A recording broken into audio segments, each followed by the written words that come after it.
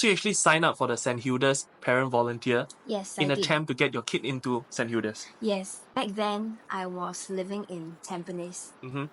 And I always thought that I would be in Tampines for a very long time. And Mm. naturally, I thought my child would go to a school in Tampines. Okay. That's until when I have to start planning for her school.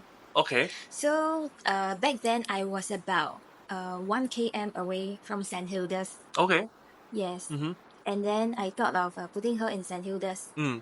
And when the time came, I signed up for the parent volunteer program. So you actually sign up for the St. Hilda's parent volunteer Yes, in I did. attempt to get your kid into St. Hilda's. Yes.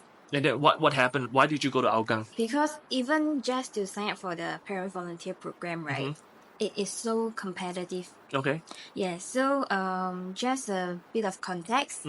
If you're looking to do parent volunteer work, MOE has a minimum requirement of 40 hours. So you got to do 40 hours of the parent volunteer. That's on MOE. Okay, okay. Yeah, but St. Hilda's itself actually is asking for 80 hours within the entire year that you have to Volunteer 80 hours. Yes. What are some of the things that you need to do as a volunteer? I actually am not very sure because during the application process, they actually ask you what you can contribute to the school. Oh. For example, I mean, the typical ones we know of are like the traffic marshal. Oh yeah, traffic Or marshals. sometimes if you have certain skill sets, you can conduct classes of various interests. But the thing is, even the registration process itself is so competitive. Okay. And if you don't get it, they won't tell you as well. Oh, okay. So you just get So- rejected, not knowing the reason why.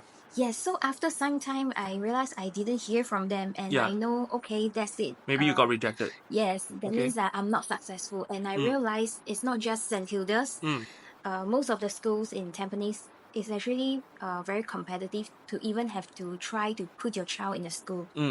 Yeah, so I decided that instead of trying to deal with all this stress and uncertainty, why not I look outside of Tampines? Oh, that's how you ended up in Hougang?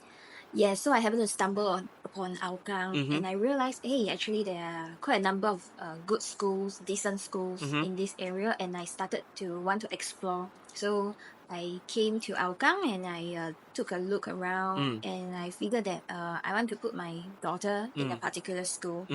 Yes, And which school was that?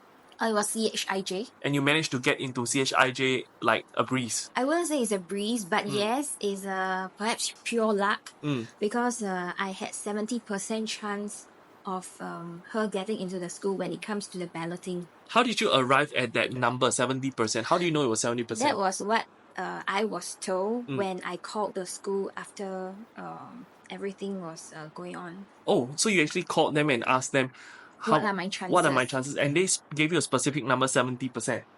Yes, still they say basically it's a 7 out of 10. Was it because of the address or what? It was due to my distance from my proximity from the school. And what's the proximity? I'm actually outside of the 2 km radius. So outside of 2 km, you still get 7 out of 10 chance. Precisely. Is there a difference in terms of expectation versus reality when you just move into Hougang? I actually grow to love Hougang because I feel that there are a lot to offer here.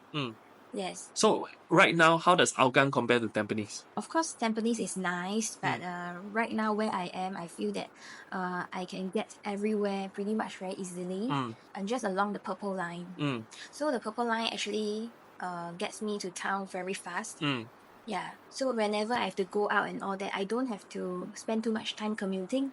So you're saying it's actually possible for someone to grow up in a particular location, love it, have your family, everything revolve around that location, and then you move to the next location and you could actually get used to it. I believe so. How's it like being a single income person and staying in a $308,000 HDB? I would say on a scale of 1 to 10, it's probably 1 to 2. So you're telling me even given the fact that you are self-employed, your income is volatile, sometimes you make more, sometimes you make less, it's still very easy to afford the mortgage based on a $308,000 HDB. So far, I don't have difficulty. How much is the monthly mortgage that you're paying? 800 plus every month. What kind of like HDB is it? It's a 4-room. 4-room HDB? Yes. And your mortgage is only 800 plus per month. Right. Are you using 100% of your CPF to fund the mortgage? Yes. What is one advice you give to parents who are willing to uproot their whole lifestyle to just get into that 1 kilometer radius from a particular school to try to get their kid in? Okay, getting your kid into a good name school is not something I would do, but if you feel that you are able to handle the risks and uncertainties and you have everything sorted out, the odds are in your favor, I would say, why not? Oh, that was very good information. Thank you so much. Thank you.